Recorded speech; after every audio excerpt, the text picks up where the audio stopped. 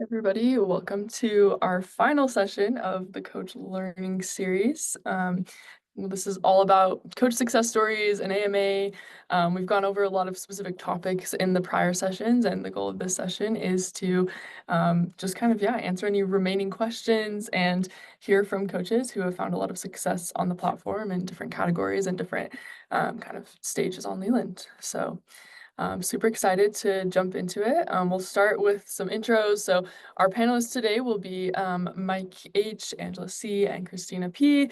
As you can see, they cover a pretty broad range of categories on Leland. And just a quick intro for those of you who don't know me, I am Kristen. I help out with everything coach operations at Leland, and I have a background in startups, consulting, and other things. But yeah, and I also do coach on the platform for mostly consulting. Um, and yeah, Mike, I believe, will be joining here in a second, so I'll come back to him, but I'll pass it to you, Angela, to introduce yourself. Hey everyone, great to meet you. I'm Angela. I only started coaching on the platform in January, but it's been really interesting to learn and be engaged with a wide variety.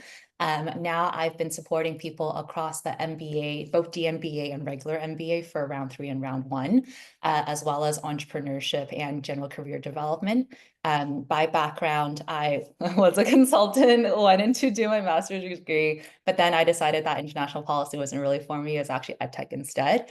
So I stayed at Stanford and I built out our new educational entrepreneurship hub, and that's been great. Awesome. Thank you. Christina, take it away. Hi, I'm Christina Puder. I've been coaching on Leland for a while. I think since it was like pretty early days, actually. So background, I'm from Texas. I moved to Madrid during right after COVID when I learned I could work remotely. Did my MBA and a master's in user-centered design at the University of Michigan. Have a background in product management and finance and fintech, and recently left Deal to start my own venture. Yeah, I'm going to go back to Mike's side. If you want to just give a quick intro, Mike, welcome. Oh, I think you're muted. Hey, everybody. Sorry about that.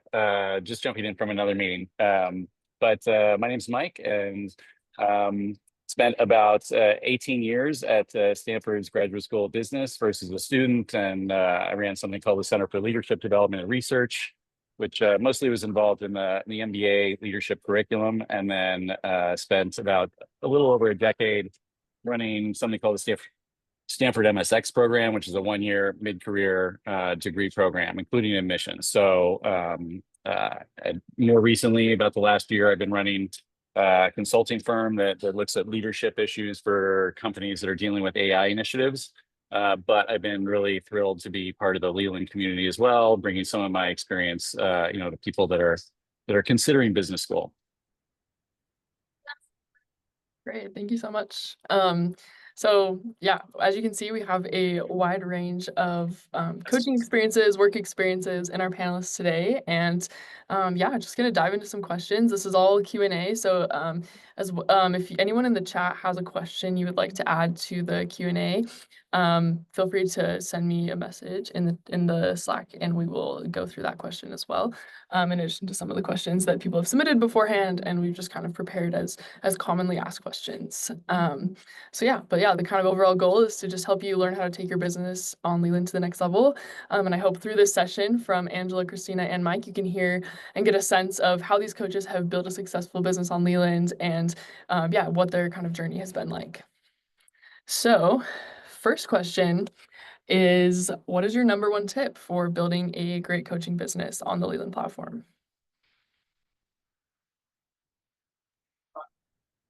Who do you want to call to, Kristen?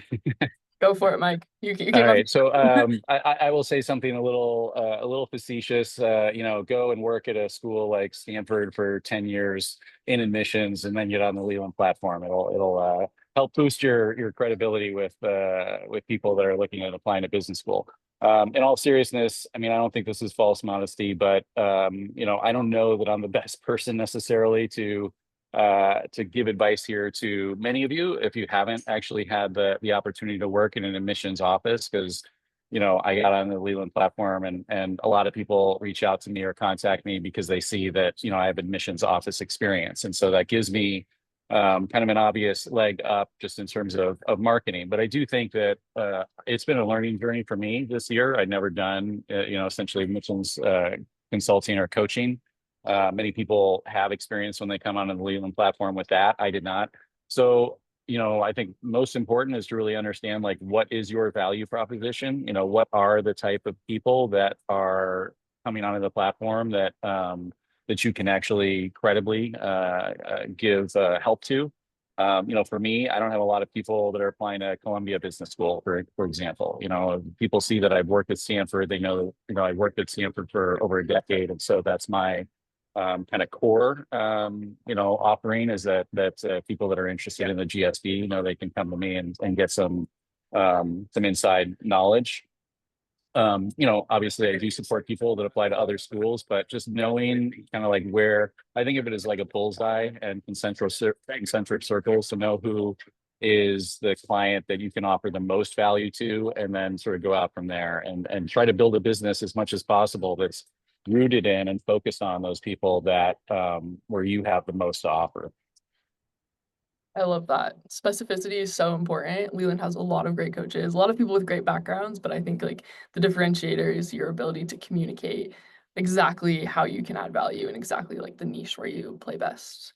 Let's go to Christina. What do you have to say? Yeah, I think in addition to knowing who and where you can add value, I like to try and just go above and beyond to add value.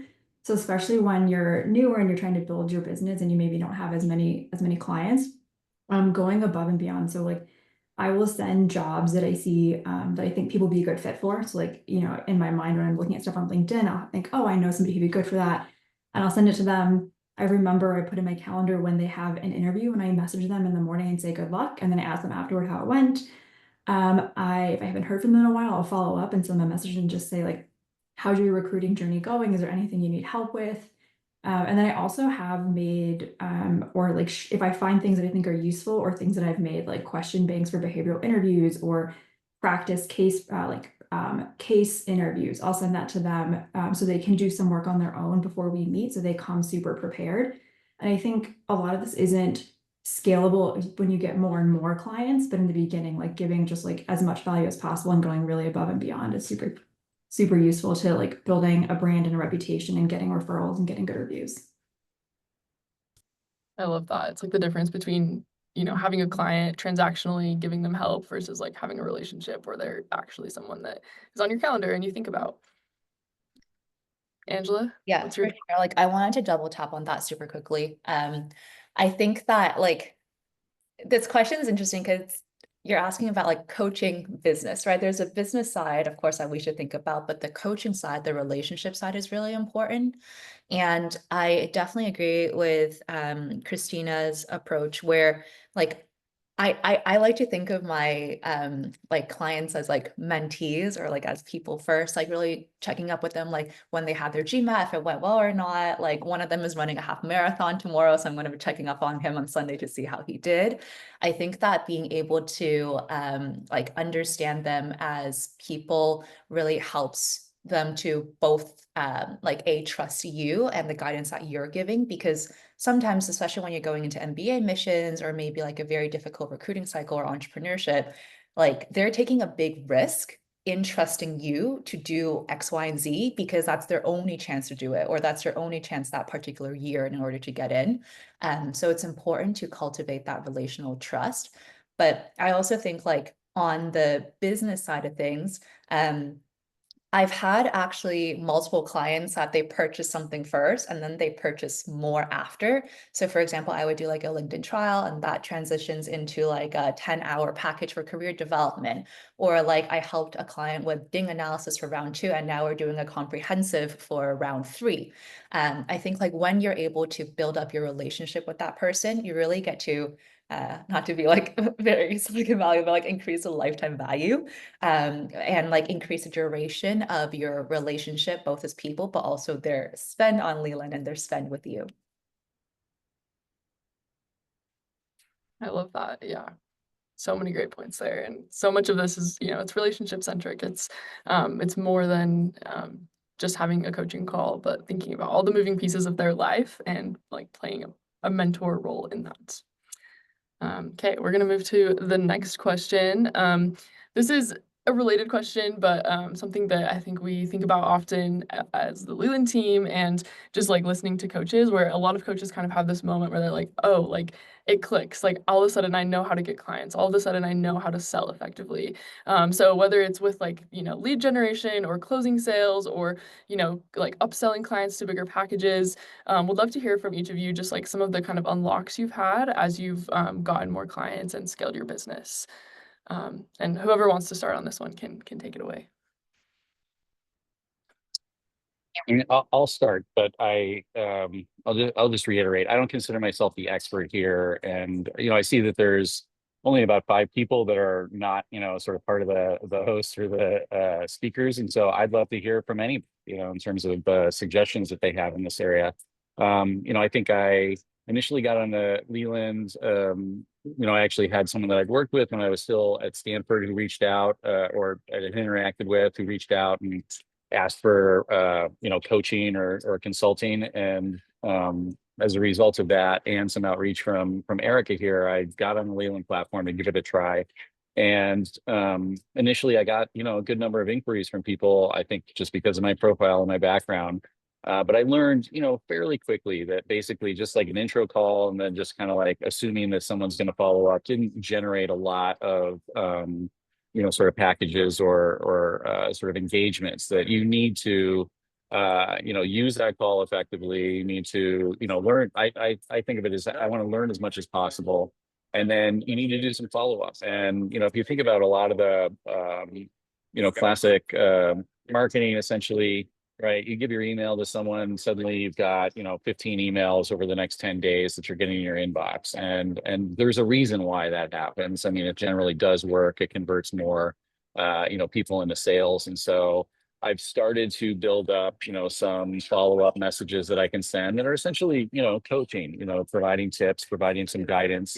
I try to customize that for clients depending on what it is that they're looking for, but do some follow-up so that there's a few engagement points after that 15-minute call, and that's helped to so I'd say increase the conversion rate a little bit. So that's something that I would consider an unlock. I'll pause there, and I'm interested in what others have to say, even in addition to my 2 great co-panelists here.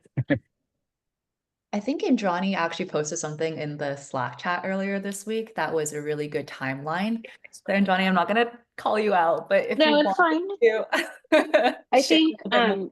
I think new coaches sometimes they get impatient or think they're doing something wrong too soon. And so I think it's important if you have started the kind of the relationship building process to find that balance between being a little assertive or pushy and not so much. So like, but just, little pokes here and there. And I found that it really works. Like, for example, in that, the example that I put on the Slack was intro call. She's told me she was doing research into several different coaches she was going to talk to before she chose a coach. And she said she was going to try and do that within 3 days. And so at the end of the 3rd day, I just said, hi, just wondering how your search is going and if you have any questions. And she didn't respond. But then the next day I was doing a free class. So I just gave her the link to the free class, just gently said, by the way, I'm doing this free class. Here's the link if you'd like to watch. And so it was just kind of like, even though she wasn't responding to me, I just gave gentle little, like, I'm still here. And then she ended up looping back and buying a really big package. So I think it's important to be patient and also realize that people have other things going on. They're not trying to ghost you because they have, they're rude or whatever. I think they're like, in this case, she was negotiating with her parents. And so, and it was a big investment. And so I kind of figured that. So I just kind of was like, I'm still here. And yeah, she looped back. She was like, I'm so sorry it took so long.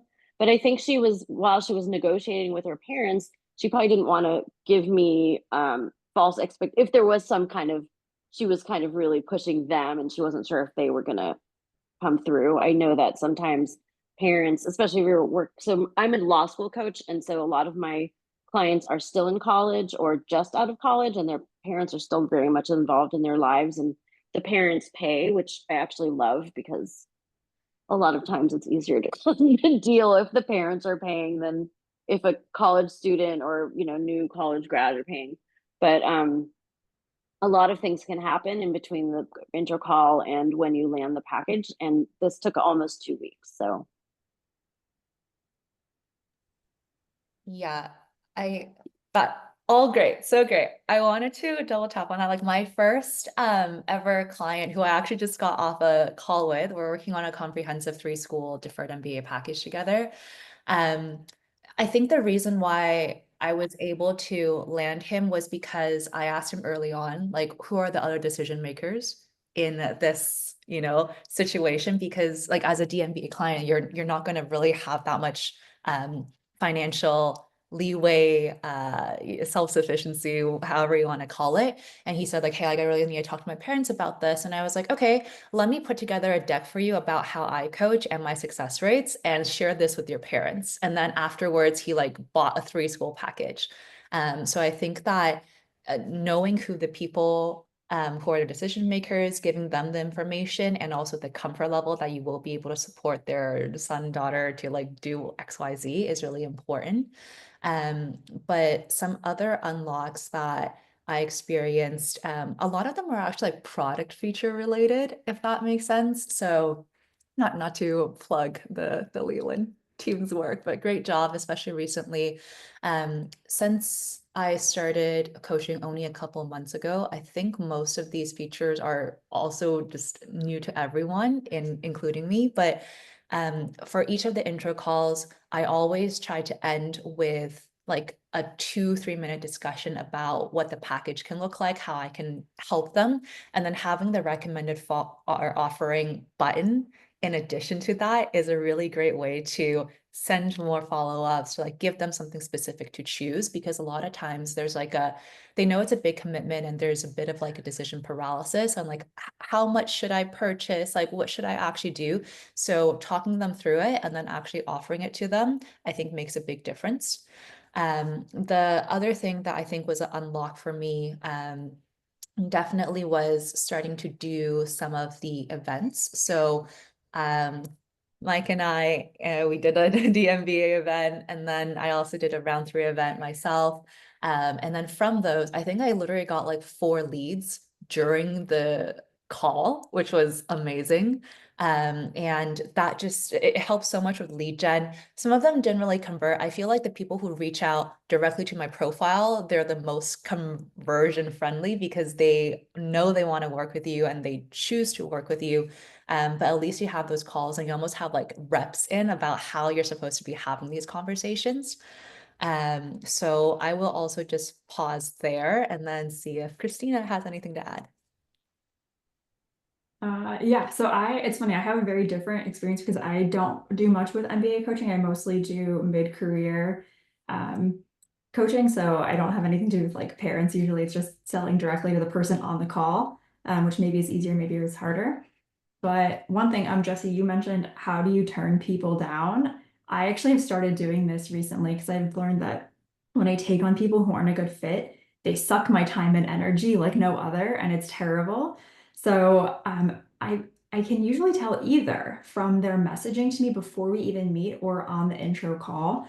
And so what I'll do is tell them, hey, like, I don't think I'm the best fit for you. For whatever reason, it's either like budget or maybe I don't specialize in really exactly what you're looking for. But Leland has some great coaches. Let me find a few and send them. And so multiple times I've gone onto the Leland platform and spent 3 minutes and just sent them like 3 profiles of people that I think would be good and just sort of close the loop and say, hey, like I recommend these people, best of luck. And they usually respond really nicely. I thought they might be a little upset. Maybe they're upset inside, I don't know. But that's always worked for me. So I suggest following your gut when you're like, this isn't the person for me. And then I have 2 other unlocks that I think have really helped me. So one is avoiding no-shows. I see that a lot on Slack. People complain about no-shows. I actually don't have a big problem with no-shows, and I have created a system where anytime I get intro call request, I message them a pretty standard message that says like, "Hi, so and so, excited to meet you. Could you please send me your resume or LinkedIn so I can come prepared with a sense of your background?" And if they don't respond, I follow up with them like the day before the day of the call. And if they don't respond, I reschedule our call for like a week later and then message them again. And if I don't hear from them the second time, I just cancel it. So like I don't bother to show up. But I think that's been really useful. It does also let me come prepared with a sense of their background. And then on intro calls, I sort of discovered that I don't pitch myself at all. I just started talking to them and like, I think Mike, you said like learning about them and like their problems. That's what I spend most of the time doing. It's like just asking them about their recruiting journey. Where are they? How's it going? And very rarely, if ever, did they come back and say like, well, tell me about your credentials. So you just start talking about their journey, and it's really useful for me because I have 15 minutes and I learn what I need. And then towards the end is when we then convert to like, okay, well, here's how I think I could help you. Like, let's talk about next steps. But I found that I don't try to sell myself at all. Like typically, if they found you not through an opportunity, they already are convinced by your credentials. So like talking about how you can help them in a way that's like general, okay, like I worked at this, I worked at that, you're actually wasting time, in my opinion. But if you're doing it in a specific way, like, oh, because I worked at Deloitte Consulting as a hiring manager, I've done X, Y, and Z interviews, and I can help you with this particular case method. Like that's a lot more convincing and specific, and will probably, because like you put it from their perspective and they're thinking about about how you can help them, then they're likely to, or more likely to convert. Those were excellent comments, all of you. Thank you for sharing. I think like an interesting theme that came out of all of your comments is with the messages and with the inbox where you're talking to the client, like leverage, I don't know, high quality things, right? Don't just send like, oh, hey, like tell me about yourself, or are you still on for a call? Like be proactive, I'm gonna reschedule this if you don't send me your resume so that like I can be prepared. Like I love that proactivity. Same thing with like if a client's not a good fit, be proactive about saying, hey, you're not a good fit, but I'm still gonna give you a ton of great resources and direct you to other coaches who might be a better fit. So yeah, great tips. Gonna apply that in my coaching as well. Okay, our next question. If you could go back and start your Leland business over again, what would you do differently? What would you do the same? I know each of you have kind of had a different length of time since you started your Leland business, and I'm excited to hear what each of you have to say. Maybe Christina, do you want to kick it off since you've been the longest of the panel? Yeah, I was trying to think at the beginning how long I've been on Leland. I don't remember. And I was pretty slow at first. This was like a random side hustle that like somebody recommended to me. But if I had to go back and start again, I would ask for reviews. I didn't start asking for reviews until a few months ago. I would just be like, oh, if they liked it, they'll leave a review. And now I actually ask at the end of a call, like, oh, if this was helpful, like, would you mind leaving a review? Like that really helps me. And I think I've definitely gotten a higher number, and like reviews are very useful. It's a big differentiator. And what I would do the same is, like we said early on, like this is a business, right? So I started with a low hourly rate. I don't remember what it was. It might have been like $20. And then over time, I just upped it and also like experimented with the pricing. But I think starting low and then like increasing it as you get traction is just very useful. Christina, can I chime in? Sorry, I know I'm not moderating, but I do think you have been a great case study of like trialing out the different opportunities that have come your way. I feel like a big unlock for you were the boot camp leads you got.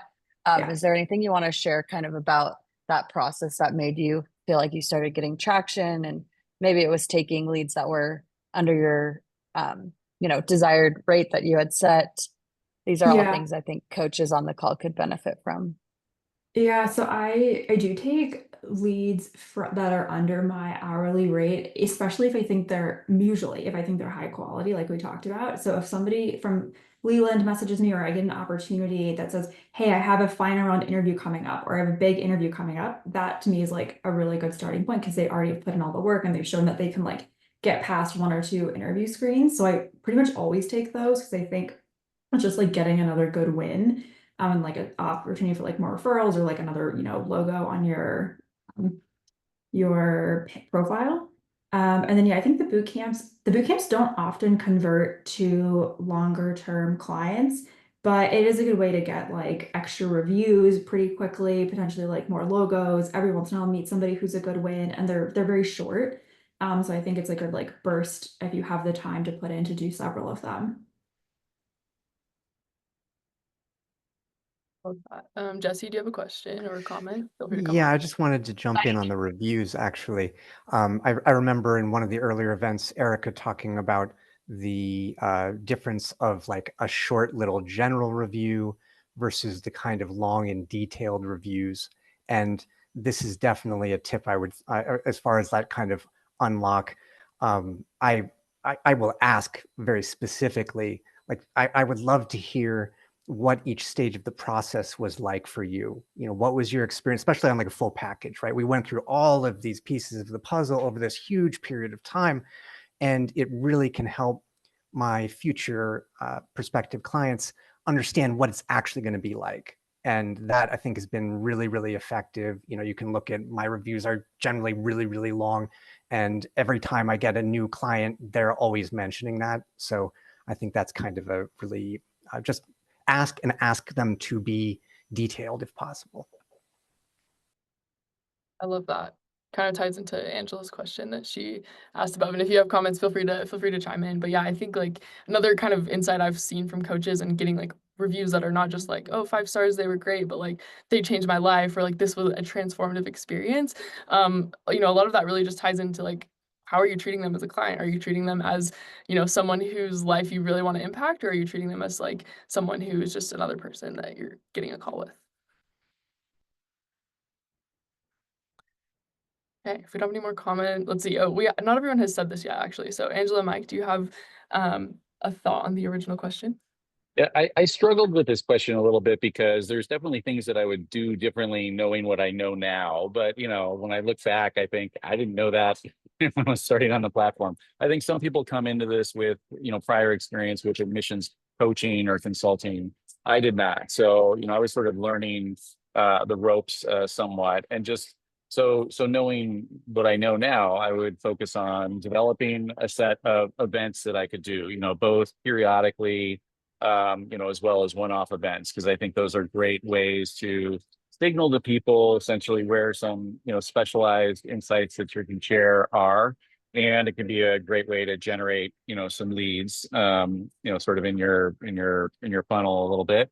I would, it took some time for me to develop. Essentially, I would say like the templates, the sort of the core materials that I was working with. So, letters of recommendation prep, and, sort of a background questionnaire and some other things that, there's resources on the Leland platform, but I wanted to, find things that were specific to me that I felt I could work with a client on, and sort of bring my own, perspective to each of the stages of coaching and consulting around admissions. So there's some things that I didn't pay too much attention to initially that now I know are important elements of essentially offering the best support to clients.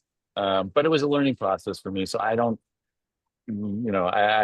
I'd be glad to go back with that knowledge, but I didn't have it. And so I do think that there's some trial and error, especially for someone who's not just new to the platform, but is also new to, essentially the relationship of working with people in this way.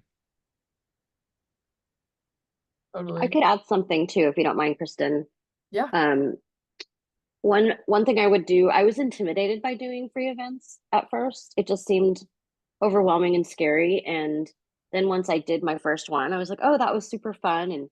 And I also had, it kind of was like a positive feedback loop, because I got so many people that registered for my first one. I think there were like 500 people that registered, and then over 100 people showed up. And after that, I immediately had, I think, a dozen intro calls and 3 packages. And so if you're comfortable with kind of public speaking, I think it's a great way of getting your name out there. And now I'm pretty much doing free events once a week. So I have like a series. So I'm an admissions consultant, And so at each time of year, there's different things people are stressed about. And so I made these decks. So like right now, when it's slow time, when I'm actually waiting for my clients from last cycle to hear what's happening and their outcomes, and it's usually before new clients have started. Everyone's studying for the LSAT right now, and they usually hire consultants when their score sucks after June. So this is kind of a lull period, but so I did a class called What Can You Start Doing Right Now for the next cycle, and I got a huge turnout for that because people just don't think about things they can get out of the way while they're studying for the LSAT. And then I also have one, what do you do if you're waitlisted around this time of year? So there are people who are sitting on 12 different wait lists. They're like, just like scratching their head, like, what do I do now?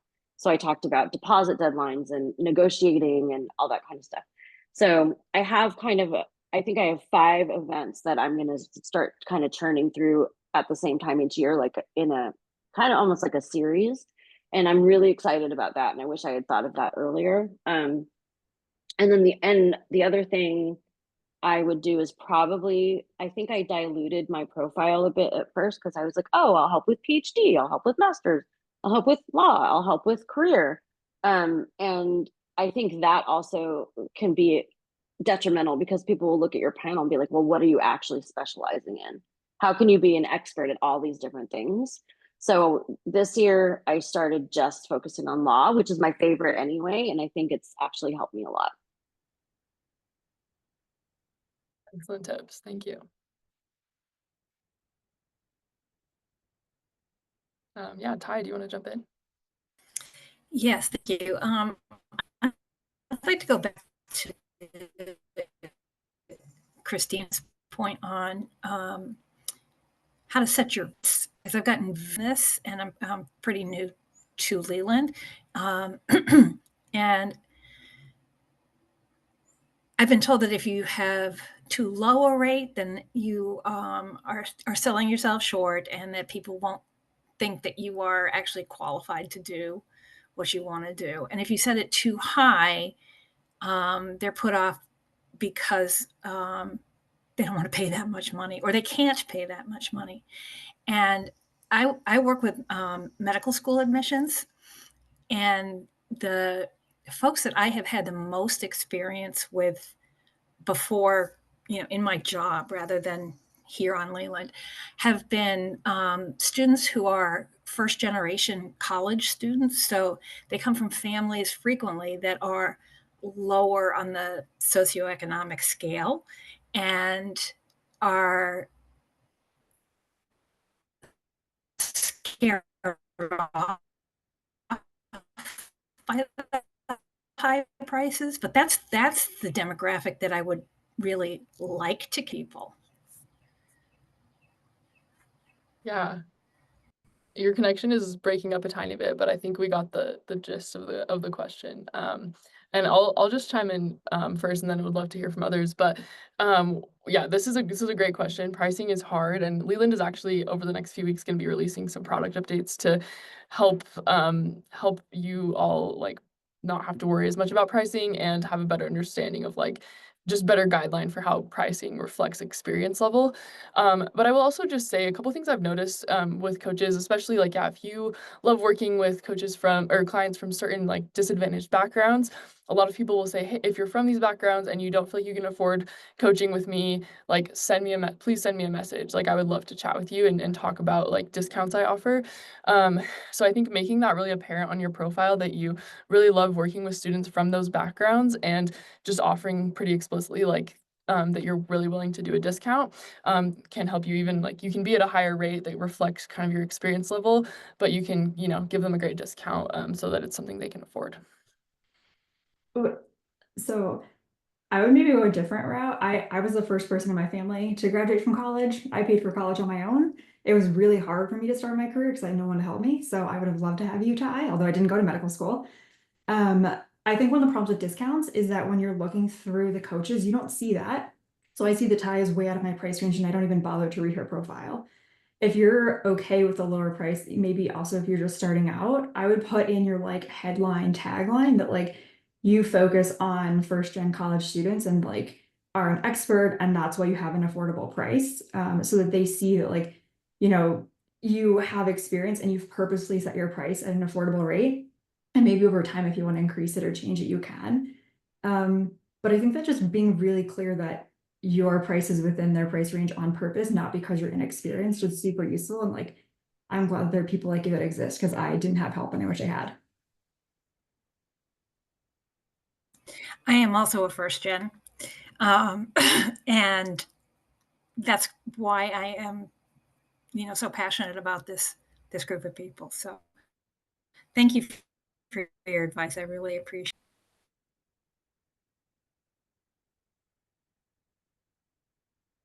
Awesome. Thank you guys. Anyone else have comments on this question before we go to the next one?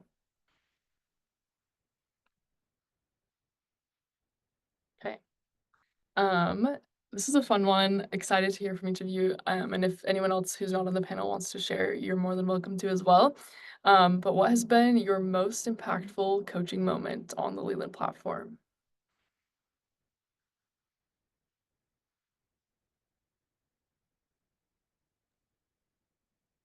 Christina, you go. Okay, sure. So I have like two. They're related because the first one referred the second one, but the first guy was laid off, and I helped him get a job with a better title and more pay in the city he wanted to move to. And he's been my greatest source of referrals ever since. And the second guy, who was a referral from the first guy, doubled his salary. And I think that like, to me, what we do has a huge impact on people's lives, whether they're getting into grad school or getting a better job, not just now, but like the trajectory of their careers forever, which is unreal. So those are like such fun moments for me.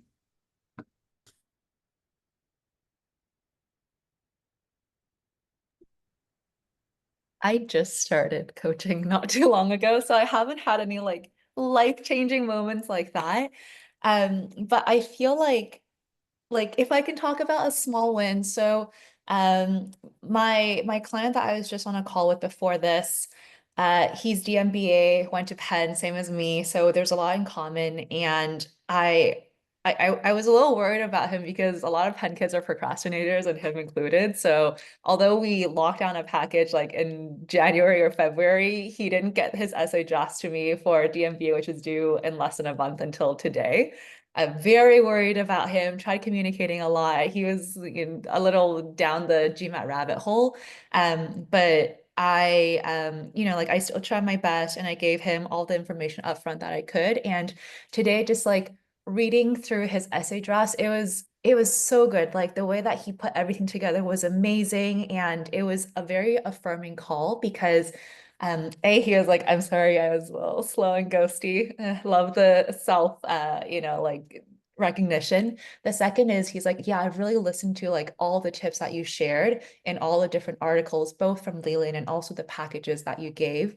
And then he's like, I really try to show, not tell. I really try to do this. I really try to dig deep and reflect. And I just feel that it was just so amazing to read his essays and see how much thought and reflection he really put into them, from where we were at a couple of weeks ago. And it's really moments like this that reaffirm to me why I started coaching on Leland. It's the potential to really help people to think through their stories and to present themselves in the best light to really get to where they want to be, but also to improve their own self-understanding, their communication, their resiliency, and so on and so forth. Yeah, I feel like I don't have much to add to that. I would just reiterate that, when I've worked with clients that I find to be really, really thoughtful, but are struggling to some extent to really narrate essentially their the value proposition of business school to them, and their value proposition of the business school and their story as they understand it. Usually comes in through the essays and going back and forth. I've had a few clients where it feels almost like therapy, right? You're sort of getting into some difficult experiences that they've lived through, or struggling essentially to really chart their path. And I've had a few experiences where, you know, you go through 2, 3 iterations and then they go away. And then all of a sudden, you know, like the next version of the essay comes through and I'm just like, wow, like, you know, what happened? It was just, this is sort of like at another level. And then, you know, when a client like that gets admitted, you know, to a Stanford, to a Harvard, it's really thrilling. It's been really thrilling to me, you know, to see, you know, a few instances that level of, you know, growth. And, you know, just to reiterate, you know, what Angela said is like, you know, sure, the result is fantastic. I'm really, really happy for them. And obviously that's why they, you know, sort of hired me, is to help them. But it feels like the self growth, understanding, being able to tell that story effectively is every bit as important as, you know, where you're going to go to school. And sort of see someone get to that, you know, where they can really brilliantly sort of describe, you know, some of the different woven aspects of their past in a way that makes a lot of sense and draws people in and makes people want to support their journey, makes them want to, you know, kind of accelerate their path. Has been really, those have been the moments that, you know, with all the experience that is at Leland, it sort of feels like that makes it worth it. You all for sharing those truly like just beautiful and inspiring anecdotes of why coaching is so fulfilling and why we do this. Does anyone else have comments they'd like to contribute? Yeah, maybe I'll jump in on that one. I've two recent. One is just kind of a funny moment where this was a Chinese client and we were talking about weaknesses, and this was for interview prep. And she was like terrified. I can't remember what it was now. It was a personal issue that she felt was impossible to talk about and would be like devastating, but it was really kind of core to her. And so she had tried to answer the question, and then I kind of just demoed what it might sound like. And she literally clapped and like let out a like woo. So that was just like one of those kind of funny, you know, little lighthearted moments where you see someone's brain just kind of go, "Whoa, okay, I understand how I can, you know, be personal. I can really, you know, let that come across." One other recent one was a Brazilian guy who I'm overly generous with my time. This is, you know, like certainly a problem, but a tip on that I've given before on events is I always give a free session away. I've started doing that, and that's been really effective. So anyone who comes, I pick someone, I give them a free hour session. And this was a Brazilian guy who didn't have a lot of money. We did the one free session. Like 4 months later, he ended up with interviews to CBS and NYU, came back and paid for one session. And like it was enough, and he got offers from both of them, and it was like talking about how life-changing it was for him. So those kind of moments are really wonderful. I love that. Thank you for sharing. Okay, if nobody else has anything here, we will go to the next one. We've got about 15 minutes left, more or less. After this question, I think we have some like kind of submitted questions, and then if anyone else in the group wants to submit a question, they can do that as well through the chat. But if a fellow coach came to you and told you they were struggling in their Leland business, what is the first thing you would tell them to do? Angela, do you want to kick us off? Free events. No. Yeah, so I would encourage, so I just started, right? But I think like a couple of things that, and I was just looking at my total earnings to benchmark this, but I think a couple of things that really helped me is just being active about like all sorts of lead gen. So of course there's a free events, but also being very active in the new opportunities. Some of my one and only entrepreneurship client has come through that through John's referral actually. And then also LinkedIn opportunities. Yes, it's way below my rates, but I actually see LinkedIn opportunities as a paid like intro call that's a little longer, because I always try to convert them, and I most likely succeed if they also want to, of course, like into like actual packages. So That, and then let's see what else. So LinkedIn opportunities. I think you guys said you're starting to do school partnerships soon. So once that comes online, that'll also be really interesting. Paying attention to the new opportunities Slack channel, and joining each of your specialty coaching Slack channels as well, because typically coaches will ask for other support, or like the consulting one, there's that bootcamp opportunity that came up.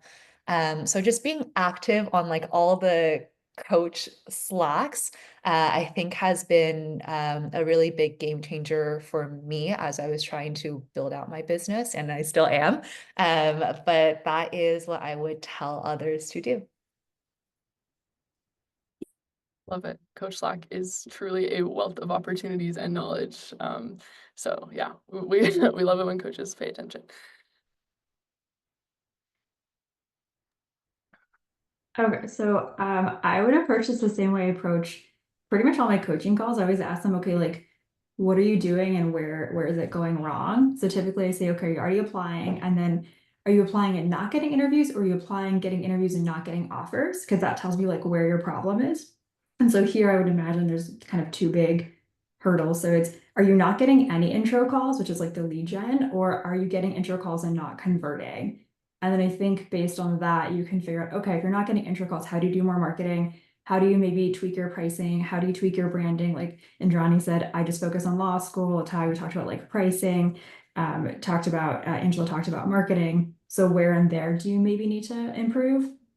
And then if you're getting intro calls and not converting, then let's talk about like, what's your approach on the call? And how do you make that better? And maybe do some testing, do some like testing of different styles of different people, and see what converts. It's a little hard if you don't have a huge number of intro calls, but still worthwhile. I would also have them look at their profile. I've actually offered to look at coaches' profiles for them to see if there are any issues, or it's not punchy enough, or it's not really clear what they're offering or what their value is. I think not paying attention to how you present yourself is going to really hurt you if you have one coach that I looked at, he had a typo in his profile, and I mean, it was kind of minor, but at the same time, no typos, please. So I think that there's a lot of opportunity to tweak that and see what works. And I've tweaked mine a few times.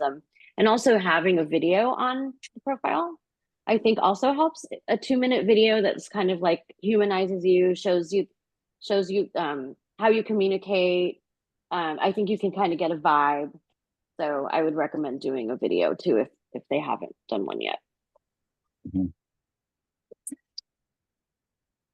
I think someone talked about the events, and obviously that's a way to sort of create some leads. I think just content generation in general, essentially whether it's on LinkedIn or YouTube or even essentially documents that you can share as kind of templates, or here's a tool that I use for something like this. I was recently given the opportunity to write up like a program overview on Leland, and so people that read that program overview are probably going to see me as someone who has some expertise in that particular program. So I think in addition to your profile and doing the events, just thinking about and especially consistent with your profile, right? I mean, if there's certain areas that you have particular expertise, think about what content can you generate, whether it's on the Leland platform or more broadly, that is going to guide people to your to your Leland profile, to sort of build up a little bit of a sense of expertise in a particular space. I love it. Yeah, it is. You need to your name needs to exist in places for people to find you, and you need to stand out when your name is showing up. So great tips, everybody. Thank you. So yeah, this is kind of like the AMA portion. As I said, there were a few questions that were submitted before, but maybe before I jump into those, I'll just pause and see if anyone wants to come off mute and ask a specific question, as you are the one, the live attendees get priority here.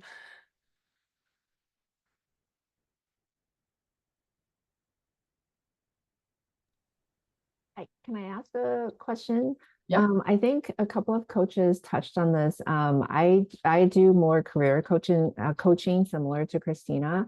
I'm trying to figure out in the 15-minute trial calls, how do you guys balance the listening versus the pitching to close deals? Because I think I'm fairly new to the platform, so a lot of times I tend to do more of the intense listening, trying to give as much helpful tips as possible. And then I'm like, I don't think I'm being an effective seller, if you will, of my packages and follow up. So I would love some tips there. Or Mike, do you want to go? All right, go ahead. Okay. So all of my LinkedIn leads are career development leads. So I'm happy to share a little bit here. I think that like I try to do like 80-20 when I'm selling, but also listening, in the sense that as I'm giving feedback or giving them advice about what they can be thinking about, I'll be like, hey, me and this client, we're actually working on something similar right now where they have a similar background to you. They don't know how to break into startups for GovTech defense. I don't know. And this is how I transition, or I help them to transition the way that they were thinking about their experiences in X manner into now Y manner. So you are both helping them by sharing a legitimate example, but you are also credentializing yourself and showcasing that you have done this successfully before. And if it is true, you can be like, and after doing this, like we help them to land XYZ offers. I think like as you're providing information and experience, it's always really lovely to showcase the work that you have actually done on Leland or supporting others, even if it's like free mentorship beforehand, and also what those outcomes are. So the selling is, I think like the last couple of minutes, you should definitely leave to like create or co-create some packages that may work for them, or asking them how they want to work together in the future. But throughout the rest of the call, the first like 10 to like 12 minutes, give advice while also positioning yourself as the best person to give that advice. Can I ask a follow-up then? Do you all actually also find that a lot of people don't know what coaching is? So especially the 30-minute calls, sometimes people are like, I just want to get as much as possible from the 30 minutes. And that's what I thought coaching is all about.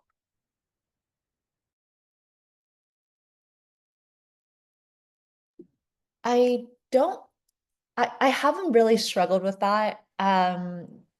There's only one client where like she was a sophomore and she was very clear, like, hey, like I'm just here to like try to figure this out.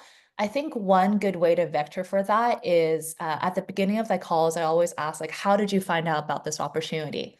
And they'll sometimes share like, hey, like I found it through LinkedIn and it was a free feature, so I thought that I would maybe try it. That signals lower intent. If they're like, I really want to find a coach and LinkedIn just happens to offer this, so I wanted to see what I can do with it, that signals higher intent. And depending on the intention, I structure the sessions differently. If they're low intent anyways, it's typically harder to convert them because they don't want to be converted. They just want advice. So I focus the conversation about providing them like as much information as helpful for them, and have the expectation myself that nothing's going to come out of it. And not even really sell, right? If they're higher intent, then I do that mixture of the two that we just talked about, where you're like selling, but also credentializing and providing helpful information. But Christina's nodding a lot, so I'd love to share. Yeah, so I get this sometimes when I do the boot camp ones that Erica mentioned, because technically it's supposed to be like an interview prep, but they just get 30 minutes with a coach. And so I start for those, I'll send them a message ahead of time. It's like, send me your resume, and like, what do you want to focus on? Sometimes they don't get around to it. And even if they do, it often changes. So I'll start the call with like, hey, this is your 30 minutes. What's most useful for you? Like, what can I help you with today? And then they pick. If they're a little bit aimless, and I would probably go with like, okay, well, where are you in your application process? Or like, what are you focusing on? Like, what's going on in your life? I mean, if they're coming from LinkedIn, you don't know what's going on, maybe a couple questions in the start, but just be like, you have 30 minutes. How can I help? What do you want?